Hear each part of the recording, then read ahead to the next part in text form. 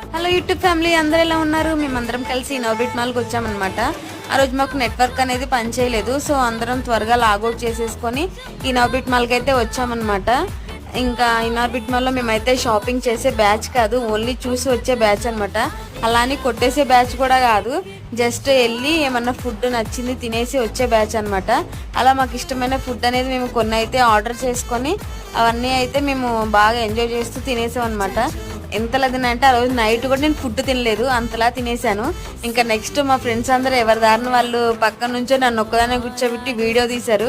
ఇంకా తిన్న తర్వాత హ్యాండ్ వాష్ చేసుకోవడం అలవాటు కదా, అలా కోక్తో వాళ్ళని హ్యాండ్ వాష్ చేసుకోబోయాను నేను.